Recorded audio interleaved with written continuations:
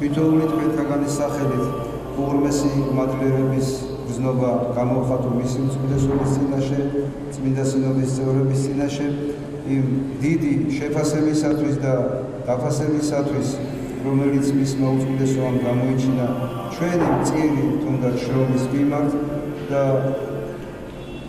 გვიბოძა ხარისხი, რომელიც ჩვენთვის უფრო ტვირთია, გარდა პატივისა და ვეცდებით, რომ თქვენთან ერთად მე ამის იმედი მაქვს, თქვენთან ერთად ვზიდოთ ეს ტვირთი პასუხისმგებლობისა, რათა ღვთის წინაშე ღირსეულად წარსდგეთ.